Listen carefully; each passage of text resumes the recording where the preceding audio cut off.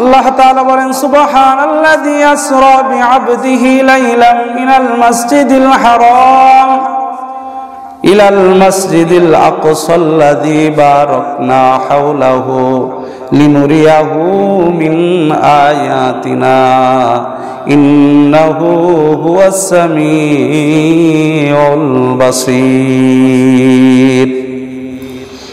আল্লাহ তাআলা বলেন সুবহান, পবিত্র ওই সত্তা, পবিত্র ওই মহান রব যিনি তার বান্দাকে রাতের এক অংশে ভ্রমণ করালেন মিনাল মসজিদিল হারাম ইলাল মসজিদিল আকসা, মসজিদে হারাম অর্থাৎ কাবা থেকে নিয়ে জেরুজালেমের মসজিদ বাইতুল মুকাদ্দাস পর্যন্ত সফর করালেন, নিয়ে গেলেন। আল্লাযী বারাকনা হাওলাহু, যেই বাইতুল মুকাদ্দাসের চতুর্পার্শ্বে আল্লাহ তাআলা বরকত দিয়ে ভরপুর করে দিয়েছেন। বলেন সুবহানাল্লাহ। লিনুরিয়াহু মিন আয়াতিনা, আল্লাহ তাআলা নবীজির কে মেরাজ কেন ঘটাচ্ছেন, নবীজিকে কেন উপরে নিয়ে যাচ্ছেন, যাতে করে আল্লাহ তাআলা তার কুদরতি নিদর্শনগুলি তার হাবিব মুহাম্মদে আরবিকে দেখান। সুবহানাল্লাহ। ইন্নাহু হুয়াস সামিউল বাসীর, নিশ্চয় আল্লাহ তাআলা তিনি সর্বশ্রোতা সর্বদ্রষ্টা, যিনি সব কিছু শোনেন, সব কিছু দেখেন। একটু আসেন পর্যালোচনা করি। সুবহানাল্লাযী আসরা বিআবদিহি লাইলাম মিনাল মসজিদিল হারাম, পবিত্র ওই মহান সত্তা যিনি তার বান্দাকে কোনো এক রাত্রে ভ্রমণ করালেন মসজিদে হারাম থেকে বাইতুল মুকাদ্দাস পর্যন্ত। এখানে আল্লাহ তাআলা নবীজিকে রাতে ভ্রমণ করাচ্ছেন, রাতের বেলায় নিয়ে যাচ্ছেন। বুখারীর বর্ণনা, সরকার দো আলম মুহাম্মদ আরবি তিনি বলেন, আমি মক্কাতে ঘরে শোয়া আছি, ফাফারাজা সাকফি, হঠাৎ আমার ঘরের ছাদ ফেটে গেল, ছাদ খুলে গেল। ফানাজালা জিবরাইল, ছাদ ফাঁক হয়ে গেল, জিবরাইল ছাদ দিয়ে নামছেন। মুহাদ্দিসিন ইকরাম উল্লেখ করেছেন যে মানুষ ঘরের দরজা দিয়ে আসে, কিন্তু জিবরাইল আমিন আজকে নবীজির ঘরের ছাদ ফাঁক করে প্রবেশ করছেন। তার মানেটা কি? তার মানে হলো আজকে যা কিছু ঘটতে যাচ্ছে সব কিছু হবে অন্যরকম, মানুষের ব্রেনে ধরবে না, মানুষের বোধগম্য হবে না। আজকে নবীজি যা কিছু হবে সব কিছু উল্টা পাল্টা হবে। এটি আল্লাহ তাআলা জিবরাইলকে ঘরের ছাদ ফাঁক করবে প্রবেশ করার দ্বারা বোঝাচ্ছেন। মানুষ দরজা দিয়ে প্রবেশ করে, কিন্তু যখন ছাদ ফাঁক করে জিবরাইল আমিন প্রবেশ করছেন আজকে, তো বোঝা যাচ্ছে আজকে যা কিছু ঘটতে যাচ্ছে সবকিছুই উল্টা পাল্টা। আগেই নবীজিকে এর মাধ্যমে অবগত করালেন। 2 নম্বর কথা হলো, মানুষ দিনের বেলায় সবকিছু দেখে, দিনের বেলায় ভ্রমণ করে, দিনের বেলায় দেখে। রাতের বেলায় মানুষ দেখতে চায় না, রাতের বেলায় দেখা যায় না, দিনের বেলায় দেখতে হয়। সব কিছু ভ্রমণের উদ্দেশ্য থাকে দিনের বেলায় দেখা, দিনের বেলায় দেখা। কিন্তু আল্লাহ তাআলা নবীজিকে রাতের বেলায় নিয়ে যাচ্ছেন, কারণটা কি? বলে অনেক কারণ আছে, তার মধ্যে একটা কারণ রাতের বেলায় প্রেমিক আর প্রেমিকার, আশিক মাশুকের মিলন যেমন জমে দিনের বেলায় তেমন জমে না। বন্ধু বন্ধুর মিলন রাতের বেলায় যেমন সুন্দর হয় দিনের বেলায় তেমনটি হয় না। এই জন্য আল্লাহ তাআলা রাসূলকে রাতের বেলায় নিয়ে গেলেন। রাসূল বলেন আমি ঘুমন্ত। তার মানে যারা নবী তাদের চোখ বুজা থাকে, চোখ ঘুমিয়ে যায়, অন্তর ঘুমায় না। নবীজি বলেন মক্কায় আমি ঘুমন্ত তন্দ্র অবস্থায় আছি, ঠিক জিবরাইল আমিন আমার ঘরের ছাদ ফাঁক করে আমার কাছে আসলো, নাজিল হলো, নামলো। জিবরাইল আমিন আমাকে উঠায় নিল, হাতিমে কাবার কাছে জিবরাইল আমাকে নিয়ে গেল। হাতিমে কাবা ওই স্থান, দেখবেন কাবা ঘর, কাবা ঘরের সামনে কোমর বরাবর একটা ঘেরা জায়গা আছে, ওটাকে বলা হয় হাতিমে কাবা। মূলত ওই জায়গাটাও ছাদ হিসাবেই ছিল, কিন্তু পরবর্তীতে মক্কার মানুষরা তারা ওটাকে বাইরে রেখে দেয়, ওই জায়গাটাকে বলা হয় হাতিমে কাবা। রাসূল বলেন জিবরাইল আমিন হাতিমে কাবার কাছে আমাকে নিয়ে গেল, তখন আমি তন্দ্রা ভাব ঢুলছি কেমন যেন। হাতিমে কাবার কাছে জিবরাইল আমিন আমাকে রাখলো, ঠিক আমার ওখানে ঘুম এসে গেল। জিবরাইল আবার আমাকে জাগ্রত করলেন, আমি জেগে গেলাম। বুখারীর বর্ণনা, ফাজা বিতাসতিম মিন যাহাবিন, এরপরে জান্নাতের একটা স্বর্ণের পেয়ালা, যার মধ্যে ছিল ঈমানান ওয়া হিকমা। ওই পাত্রটার মধ্যে ছিল ঈমান আর হিকমতে পরিপূর্ণ। অনেকে প্রশ্ন করতে পারেন, পাত্রের মধ্যে ঈমান কেমন, তাহলে হিকমত কেমন, কিভাবে মাপবো? মানুষের জ্বর আসলে 103 ডিগ্রি 4 ডিগ্রি এ যদি মাপা যায়, তাহলে ও মাপা যাবে না কেন? তো ওই পাত্রের মধ্যে ঈমান আর হিকমতের নূর ছিল। ফাগসালাহু বিমাই জামজাম, রাসূল বলেন ফারাজা সদরি, জিবরাইল আমিন বুক ফেড়ে ফেললো আমার, এইভাবে বুক ফেড়ে ফেলে তার মধ্যে থেকে কলব বের করলো, আমার শরীর থেকে কলব বের করলো। ফাগসালাহু বিমাই জামজাম, জমজমের পানি দ্বারা কলব ধৌত করলো, কলব লাগায় দিল। এরপরে হাত বুলায় দিল, বুক আগের চেয়ে আরো ভালো হয়ে গেল। বলেন সুবহানাল্লাহ। নবীজি বলেন সব কিছু দেখছি, ঘুমাই নাই আমি, জাগ্রত তাকিয়ে দেখছি করেটা কি। এখান থেকে আবিষ্কার হয়েছে ওপেন হার্ট সার্জারি। সাল্লাল্লাহু আলাইহি ওয়াসাল্লাম নবীজি বলেন, এরপরে দেখলাম যে উতিতু বিল বুরাক, একটা বুরাক আসলে একটা প্রাণী, ওয়া দাব্বাতুন আবিয়াজ, সাদা একটা প্রাণী, যা গাধার চেয়ে বড়, খচ্চরের চেয়ে একটু ছোট, সাদা, পুরাটাই সাদা, নড়াচড়া শুরু করছে। তিরমিজির বর্ণনায় আসছে বুরাকটি নড়ে। তখন জিবরাইল আমিন বুরাককে লক্ষ্য করে বললেন, বুরাক তুমি নড়ছো কেন? তুমি কি জানো আজ তোমার উপরে কে উঠবে, কে আরোহণ করবে?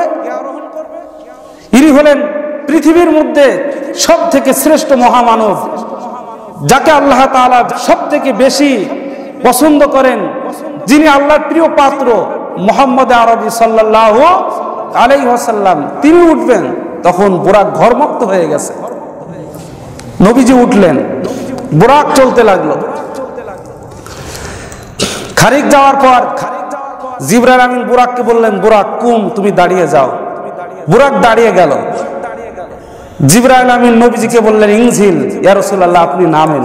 নবীজি বুরাক থেকে নামলেন। নবীজি জিবরাইলকে বললেন, আইনা আনজিল, কোথায় নামবো, এটি কোন জায়গা?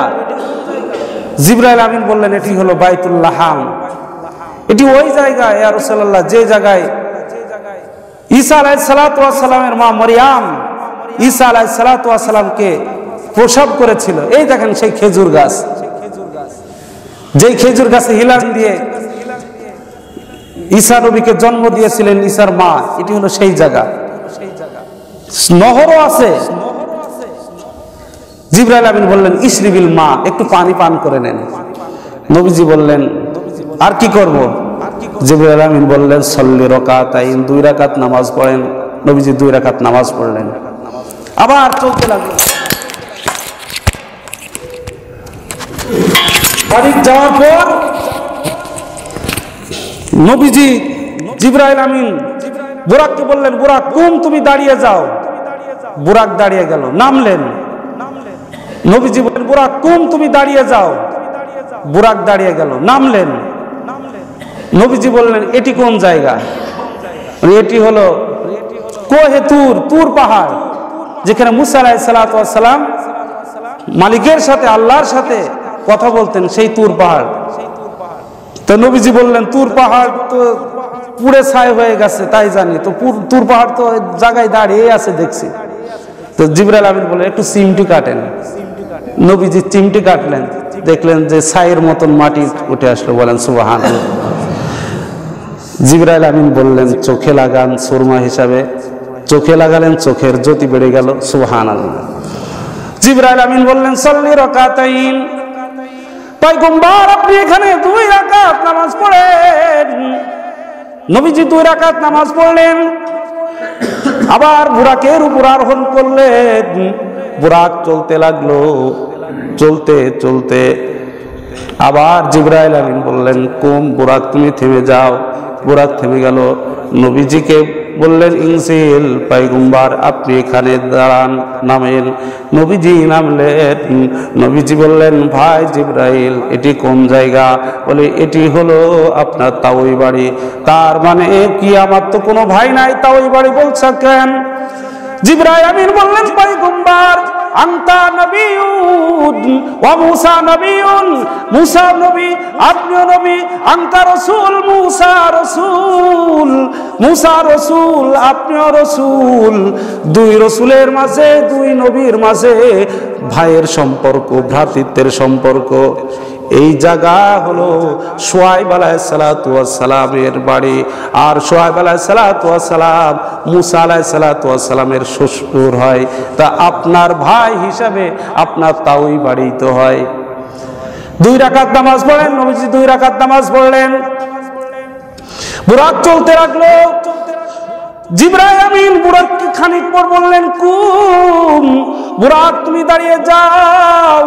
বুরাক দাঁড়িয়ে গেল। নবীজিকে বললেন, ইনজিল, পয়গম্বর আপনি নামেন। নবীজি নামলেন।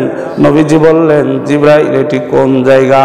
জিবরাইল আমিন বললেন, ইয়া রাসূলুল্লাহ, এই জায়গার নাম হলো ইয়াসরিব, মদিনা। 1 বছর পর আপনি এখানে হিজরত করবেন। এ দেখেন আবু আইয়ুব আনসারীর বাড়ি, এখানে আপনার উট থামবে। আপনি সেদিন মদিনায় আবু আইয়ুব আনসারীর বাড়ির মেহমান হবেন। সব কিছু দেখায়া বুরাক চলতে লাগলো ইলাল মসজিদুল আকসা। বুরাক এবার চলে গেল মসজিদে আকসা, জেরুজালেমের মসজিদ। মসজিদে আকসায় যাওয়ার পর নবীজি নামলেন। জিবরাইল আমিন একটা পাথরের মধ্যে আঙ্গুল ঢুকায় দিলেন, অটোমেটিক ফাঁক হয়ে গেল।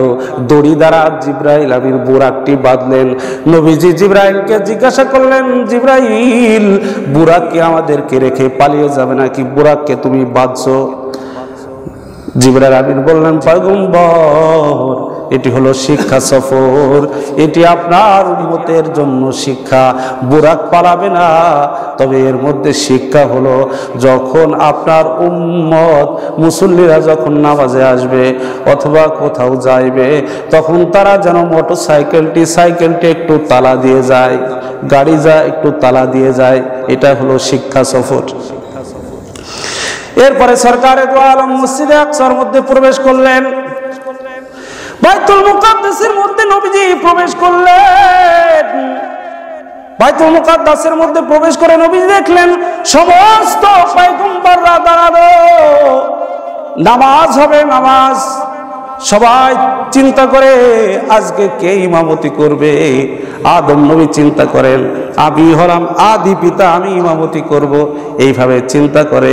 কিন্তু সরকারে দু আলমের হাত ধরে জিবরাইল আমিন সেদিন ইমামতির মুসাল্লায় দাঁড় করায় দিলেন। সুবহানাল্লাহ। আজ হলো সাইয়্যিদুল মুরসালিন, ইমামুল মুরসালিন। নবীজি সমস্ত রাসূলদের ইমামতি করলেন। মসজিদে আকসা থেকে নবীজি বের হলেন, দেখলেন জিবরাইলের হাতে দুইটা পাত্র, দুইটা পেয়ালা। একটা পাত্রের মধ্যে দুধ আছে, আর একটা পাত্রের মধ্যে খমর আছে, মদ আছে। জিবরাইল আমিন বললেন, যেটা ইচ্ছা আপনি পান করতে পারেন। পয়গম্বরে আরবি দুধ পান করলেন, বলেন সুবহানাল্লাহ। জিবরাইল আমিন বললেন, আপনি ভালো কাজ করেছেন, দুধ পান করেছেন, মদ পান করেন নাই, আপনি ভালো কাজ করেছেন। এরপরে উপরের দিকে উঠতে লাগলো, প্রথম আসমানের উপরে উঠলো ফেরেশতা জিবরাইল। প্রথম আসমানে উঠে, আসমানের গেট আছে, আসমানের গেট আছে। ফেরেশতা কি বললো, ইফতাহ, এই দরজা খুলে দাও। আসমানের ওই গেটের ফেরেশতা বলল, মান হাজা, আপনি কে? বলে, আমি হলাম জিবরাইল। ফেরেশতা জিজ্ঞাসা করলো, ওয়া মা কা, আপনার সাথে কে আছে? জিবরাইল আমিন বললেন, ভাই মুহাম্মদুর রাসূলুল্লাহ, আমার সাথে মুহাম্মদুর রাসূলুল্লাহ আছে। বলে, তাকে কি আহ্বান করা হয়েছে? তাকে কি ডাকা হয়েছে? জিবরাইল আমিন বললেন, হ্যাঁ, তাকে ডাকা হয়েছে। নবীজি প্রথম আসমানে উঠলেন। প্রথম আসমানে উঠে দেখেন যে একজন লোক বসা আছেন, আর তার ডান পাশে কিছু রু আছে, বাম পাশে কিছু রু আছে। ওই বসে থাকা ব্যক্তি যখন ডান দিকে তাকায় তখন হাসে, বাম দিকে যখন তাকায় তখন কাঁদে। নবীজি জিবরাইল আমিনকে বললেন, মান হাজা, এই ব্যক্তিকে? জিবরাইল আমিন বললেন, ইনি হলেন আদম আলাইহিস সালাতু ওয়াস সালাম। সুবহানাল্লাহ। জিবরাইল আমিন বললেন, সংক্ষেপে বলি, জিবরাইল আমিন বললেন, ডান দিকে তাকে তিনি হাসেন। ডান দিকের যে রূহগুলি আছে, এই রূহগুলি হলো জান্নাতে যাবে। এই জন্য আদম আলাইহিস সালাতু ওয়াস সালাম ডান দিকে তাকে হাসেন, বাম দিকে যখন তাকান তখন কাঁদেন। তার মানে বাম দিকে যে রূহগুলি আছে, এই রূহগুলি জাহান্নামে যাবে। এই জন্য আদি পিতা আদম আলাইহিস সালাতু ওয়াস সালাম কাঁদেন। আদম আলাইহিস সালাতু ওয়াস সালাম নবীজিকে বললেন, মারহাবান, সুস্বাগতম বেটা, তুমি আমার সুপুত্র, তোমাকে সুস্বাগতম। এরপরে জিবরাইল আমিন দ্বিতীয় আসমানে নবীজিকে নিয়ে উঠলেন। একই প্রশ্ন উত্তর। দ্বিতীয় আসমানে হযরত ইয়াহইয়া ও ঈসা আলাইহিস সালাতু ওয়াস সালামের সাথে সাক্ষাৎ হলো, সেখানেও বিনিময় হলো। এরপরে তৃতীয় আসমানে উঠলেন। তৃতীয় আসমানে ইউসুফ আলাইহিস সালাতু ওয়াস সালামের সাথে সাক্ষাৎ। চতুর্থ আসমানে উঠলেন, সেখানে ইদ্রিস আলাইহিস সালাতু ওয়াস সালামের সাথে সাক্ষাৎ। পঞ্চম আসমানে উঠলেন, হারুন আলাইহিস সালাতু ওয়াস সালামের সাথে সাক্ষাৎ। ষষ্ঠ আসমানে উঠলেন, মুসা আলাইহিস সালাতু ওয়াস সালামের সাথে সাক্ষাৎ হলো। সপ্তম আসমানে উঠলেন। সপ্তম আসমানে উঠে দেখলেন বাইতুল মামুর মসজিদ। বাইতুল মামুর মসজিদে খিলান দিয়ে একজন বসা আছেন। নবীজি জিজ্ঞাসা করলেন, ইনিকে? বলে, ইনি হলেন ইব্রাহিম আলাইহিস সালাতু ওয়াস সালাম। ইব্রাহিম আলাইহিস সালাতু ওয়াস সালামের সাথে নবীজির সাক্ষাৎ হলো। নবীজিকে অভ্যর্থনা জানালো। এরপরে ইব্রাহিম আলাইহিস সালাতু ওয়াস সালাম নবীজিকে বললেন, হে আমার বেটা, আখবির উম্মাতাকা বিসালাম, তুমি যখন দুনিয়ায় যাইবা, তোমার উম্মত যারা, তাদেরকে আমার পক্ষ থেকে সালাম দিবা।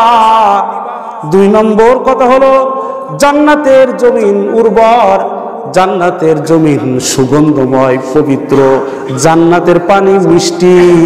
ও মুহাম্মদ, দুনিয়ায় যাইবা, এই উর্বর জমিনে গাছ লাগাবা। কি দ্বারা? বলে, সুবহানাল্লাহি আলহামদুলিল্লাহি ওয়া লা ইলাহা ইল্লাল্লাহু আল্লাহু আকবার। সুবহানাল্লাহ একবার বললে জান্নাতে একটা গাছ তৈরি হয়ে যায়।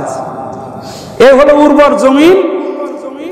তুমি তোমার উম্মতদেরকে গিয়ে বলবা জান্নাতে যেন বেশি বেশি গাছ লাগায়। গাছ লাগানোর মেডিসিন কি? সুবহানাল্লাহ, আলহামদুলিল্লাহ, লা ইলাহা ইল্লাল্লাহু আল্লাহু আকবার।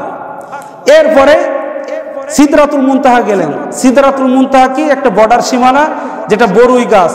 এই রাসূল বলেন যে বরুই গাছের পাতা হলো হাতির কানের মতো, আর বরুইগুলা বড় বড় মটকার মতো, বিশাল বিশাল কুল বরুই। এরপরে আল্লাহ তাআলার সাথে সাক্ষাৎ করলেন। 50 ওয়াক্তের নামাজ দিলেন। তো যখন নামাজ দিলেন, ফিরে চলে আসে মুসা নবীর সাথে সাক্ষাৎ। ফিরে যাও, তোমার উম্মত পারবে না এত, আমার 2-1 ওয়াক্ত নামাজ পড়তে তাই পারে নাই। তো নবীজি এইভাবে যাইতে আসতে লাগলেন। নবীজি বলেন বারবার যায় আর আসি, 9 বার গেলাম, 5 বার করে কমায়, 5 নং 45, 5 রাকাত আছে আর 5 ওয়াক্তের নামাজ আছে। এরপরে আমি চলে আসছিলাম, বলে তাও পারবে না, যাও। তো নবীজি বলেন ইস্তাহইয়াইতু বিরব্বি, আমি আমার রবের কাছে এবার ফিরে যেতে লজ্জা বোধ করি, 5 ওয়াক্তের নামাজ নিয়েই আমি দুনিয়াতে যাব। বলেন সুবহানাল্লাহ। ঘোষণা হয়েছে যে 5 ওয়াক্তের নামাজ পড়ো, 50 ওয়াক্ত নামাজ পড়ার সওয়াব আল্লাহ তাআলা দান করবেন। সুবহানাল্লাহ। মান জা বিল হাসানা ফালাহু আশরু আমসালি।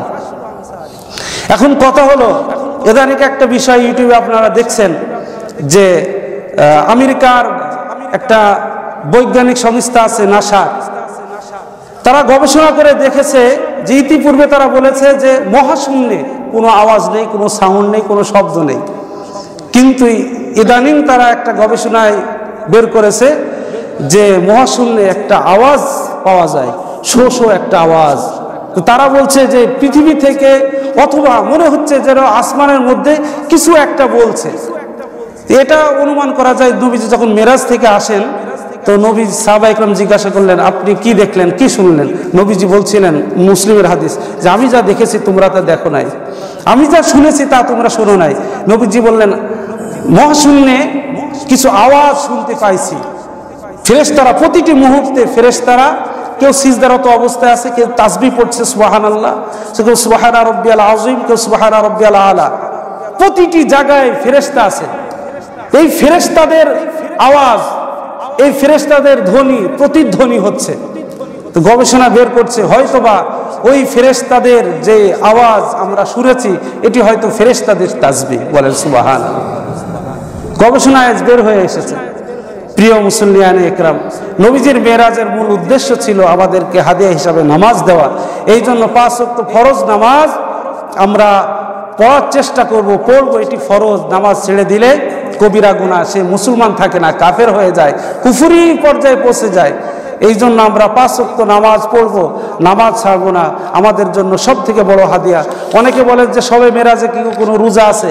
শবে মেরাজের কোনো রোজা নাই, তবে রজব মাসে নবীজি বেশি বেশি রোজায় থেকেছেন, সেই হিসাবে রাখা। শবে মেরাজ উপলক্ষে রোজা নাই। এই জন্য মেরাজ উপলক্ষে কেউ রোজা রাখবেন না, এমনি নফল রোজা রাখবেন, সেটা আলাদা বিষয়।